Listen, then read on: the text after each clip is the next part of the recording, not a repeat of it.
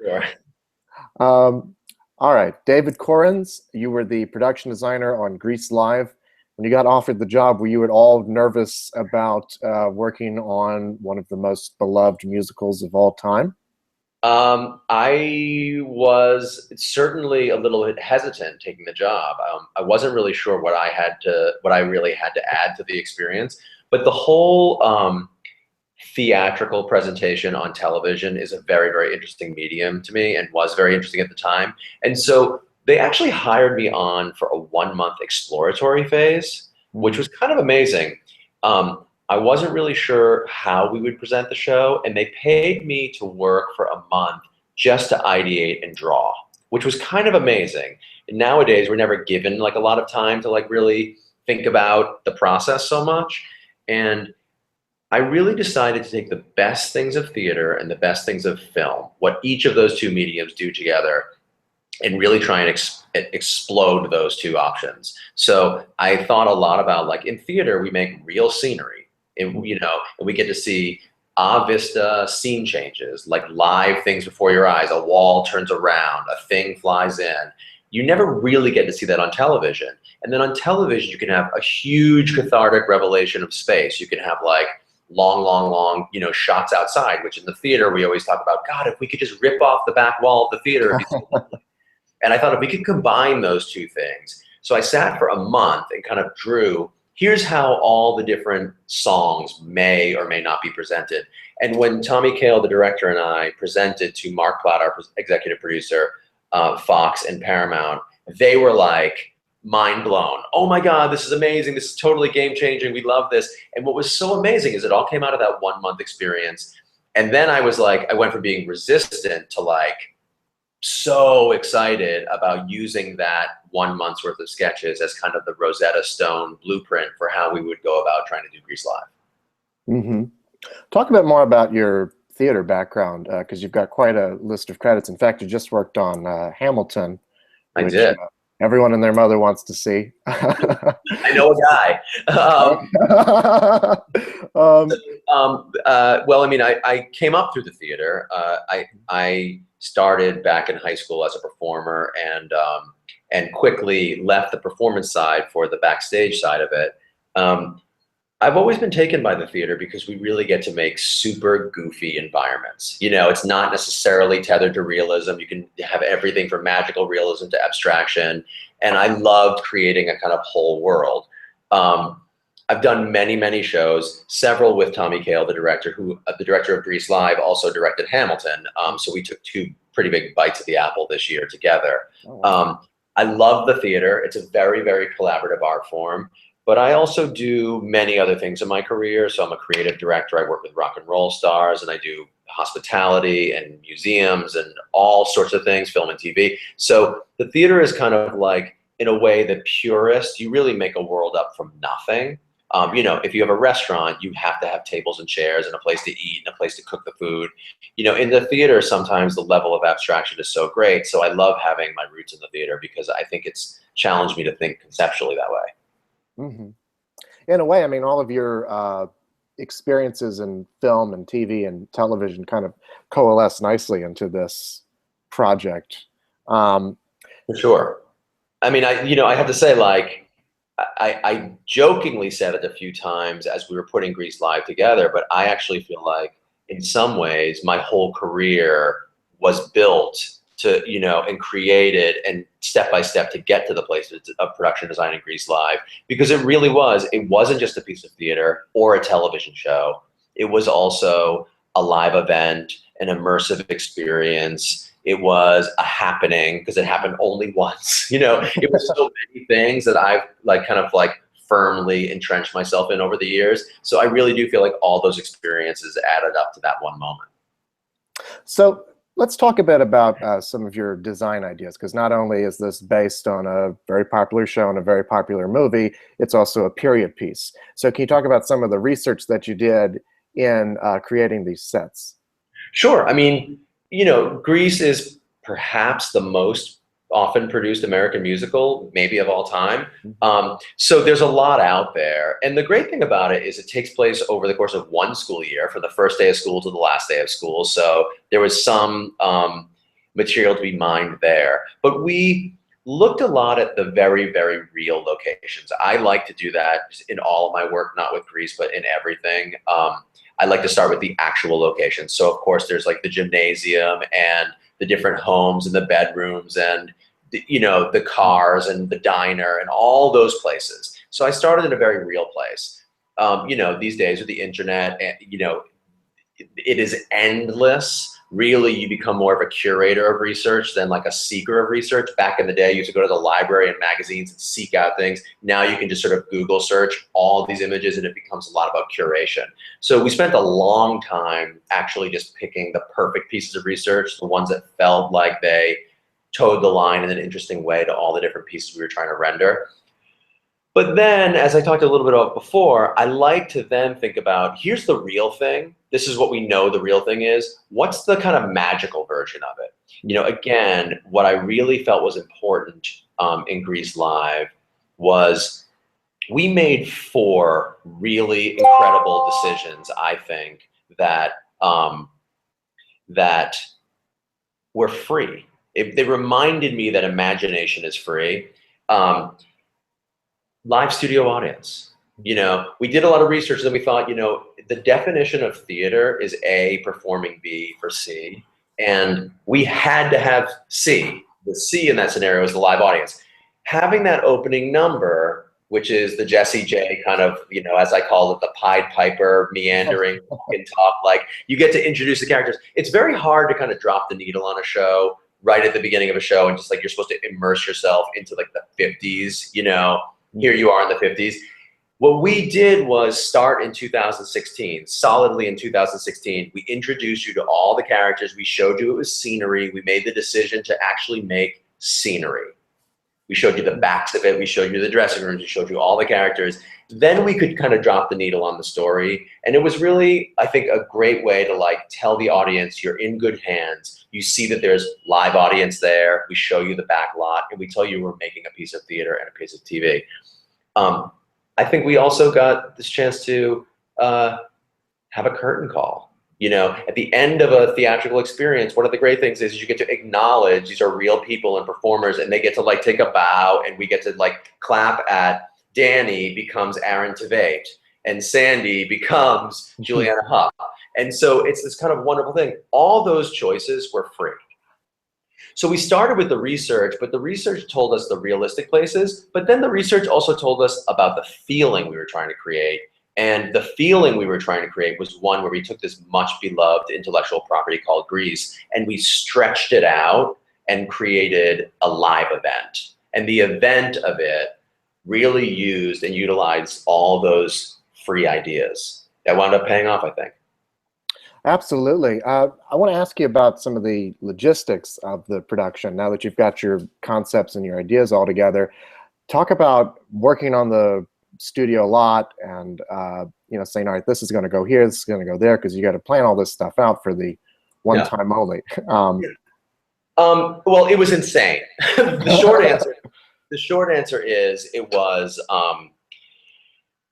We wanted larger physical footprints. We wanted bigger studios to fit more of it in there. We couldn't get them. The Warner Brothers lot is a very, very busy place. There's a lot of things in production, and we could only sign on to a couple of lots, which were not nearly as big as we thought we needed to. So on the one hand, I was designing parallel tracks. On the one hand, I was designing physical scenery and how I thought we could actually design Grease. And on the other hand, it was a real estate thing where it was like, well, what I really would love is 50,000 square feet with no obstructions. But what we're going to get is 2 16,000 square foot things. So by the time we had to make a decision so that we could actually start to fabricate the stuff, we just didn't have enough square footage. So we did a lot of walking around the lot and we decided we would roll the dice and commit to some outdoor locations, like the front of the school, Sandy's porch, a couple of outdoor locations.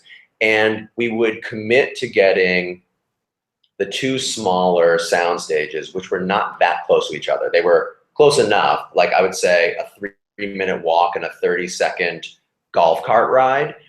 But it became like once we could put pieces that we knew and we could count on the chessboard, as it were, we then could figure out a way to do like not just the scenography, but like the actorography and the golf cartography and figure out how we could move from one location to the other. We wound up again making lemonade out of lemons because that is not the optimal way to create a show.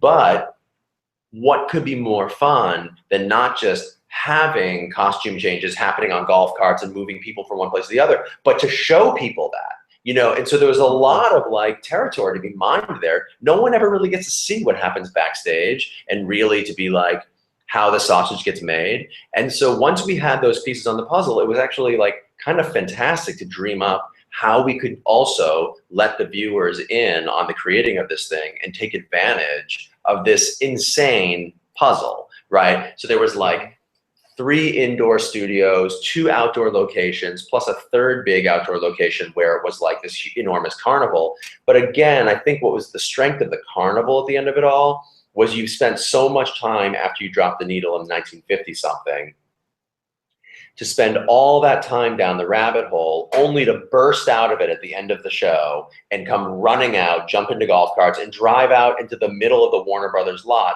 unapologetically back in 2016 with screaming fans and kind of, you know, spider cams and all that technology. It was so satisfying to be able to bring you back out of the time warp and end the show essentially like at a cast party in 2016. Mm-hmm. Yeah, no, I think for a lot of people who love theater or participate in theater to see those kinds of nuts and bolts things, this kind of behind the scenes look as you're watching it can be really satisfying for the viewer. So take us on the day. Any interesting stories that that you have that were happening behind the camera? Or? I mean, there are so many interesting stories. I gotta say, like, so one of the scary choices with choosing to use some of the outdoor locations, it's actually funny. We didn't know, I'll back up a little. We didn't know whether we were gonna shoot in New York or LA. When I was contracted to do the job, it was 95%, it was gonna be shot in New York. So, of course, we were gonna be rehearsing in January, and the live telecast was gonna be January 31st. The day we decided to put the show, to film the show in LA, the New York Times, the next day, they ran a front page article that said, Godzilla El Nino to hit Los Angeles in January. Now, as I understand, these are not actual stats, but they're pretty close. In the previous 10 years in January, it's rained something like 1 cumulative inch in January over the last 10 years. The 11th year before that, the last time El Nino was there, it rained like every single day. Mm-hmm. So the day we decided to put it in Los Angeles, it was like they were calling for God, not just El Nino, Godzilla El Nino.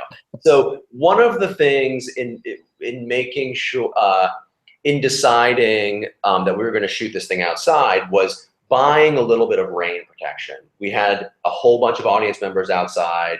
We had the show choreographed within an inch of its life, but of course we were praying literally that there would be no rain. And of course, there wasn't just rain, but I would say 2 hours before the telecast happened, there was winds gusting up to 45 miles an hour. So this rain cover outside, I have what is now a really funny video, but at the time when I took the video was terrifying beyond all belief. We had basically erected this tent-like structure to kind of give us a sound baffling and potentially some rain baffling in the case of inclement weather. And I have an engineer screaming, "Get out from underneath there! We can't," you know, and we had to lower the entire tent, and we had to, at the last minute, an hour before telecast, re-choreograph the entire opening number and all the outdoor scenes with a real serious plan B. And then it wasn't until 20 minutes before the telecast did we get approval to actually go back under that tent structure, the pieces that were still standing, and actually be able to use the outdoor structure. So that was like to say hairy moment, you know, would be an understatement. But there are so many moments whenever you do live theater or at a live event where you just gotta kind of like give it up to the people upstairs and just hope that it goes okay. one of the amazing things is like, it was freezing cold in LA standards. It had been raining. It was really quite cold. We went out at the last minute and bought like red blankets and scarves and hats and all that. And so actually the crowd in front of Rydell High School, as opposed to being a kind of mix and match group, became a really unified group, because we were like, we can't ask them to sit outside for 4 hours, you know, without things. So we went and bought them like Rydell red scarves and blankets, and it actually worked out really beautifully for us. But there's so many examples of you plan, you plan, you plan, you plan, and then what actually happens, you know, is insane. Another example is there was a Rydell logo at the gym, the Cafe Gymatorium location, which serves so many things for us. There was a Rydell R at the center court, and for 2 weeks we had it down as a decal. We had it down, and it was facing the wrong direction for camera. So I decided to have it moved. We, 3 hours before showtime, got the decal. We put it down. We pulled off the laminate treatment, and we looked down, and the R was the wrong color. We had no idea. And so we quickly mixed up, and this is like the audience is in, we're like an hour or so away from showtime, and we mix it up, and there's 4 of us painting the R, trying to match the color. We had fans out, it wasn't drying. We knew, of course, the second number of the show took place in the gym. So we made the executive decision to pull it off, and we had to have another R reprinted. It was like a Sunday. It was, wow. They opened up the shop. We sent someone out to get it. They drove it across. And during the telecast, we put down the logo. I mean, wow. There's so many things like that that happened on the day that were just like last minute, like Hail Mary efforts to get the thing to be what it was. Well, it certainly looked seamless. Well, thanks. So congratulations.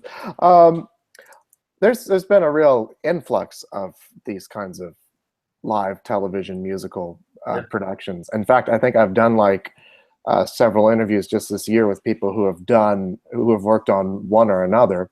Where do you think the popularity for these things comes from? I mean, I think, well, first of all, people love musicals. I think, you know, music is a shorthand to your heart. It tells you a story and a narrative in a different way than a normal, traditional, non-musical event will give you. So people love musicals. I think, you know, the only thing people love more than musicals is watching television, you know, because here's a way, normally in the theater, if you want to see a musical, you've got to go pay like $150, or in some cases like Hamilton, more than that, to go and see a show. And it takes a lot of effort, and you have to engage in a live experience in a much different way. You know, your attachment to it and your attention and focus is different. I think this combines the two things, which is that you can watch this and enjoy it in the comfort of your own home. You can have parties, you can watch it with the sound on and off, and it creates an intellectual property new in and unto itself. I think there's a magic to a live event that, you know, these people are walking on a tightrope. You know, the microphones are off, the sound is a little weird, the wind rips down a piece of scenery, whatever those things are, there's always a magic to live event. It's why, like, people go to the circus and to the theater and, you know, to rock festivals. It's why you don't just listen to the album, you go and see the band jam live before you, because it's that unknown thing. So, you know, this medium, which is so great, it can take American classics or just classics in general and combine it with a live event, and then put it into the most comfortable viewing, you know, situation, which is like me on my couch. And I think it's a perfect storm for an amazing piece of entertainment. Mm-hmm. And I think you'll see, you know, first of all, the first 4 have been, I think, in general, like unmitigated successes. And I think that you'll continue to see that genre grow and grow. Mm-hmm. Last question. Do you have any spare tickets for Hamilton lying around? Because I've been dying to see the show. Spare tickets, but you know, a little bit of access to some of them. Well, thank you very much. Congratulations. And thank you very much. It's a pleasure to talk to you. Thank you. Have a great day. Hey, you too. Bye.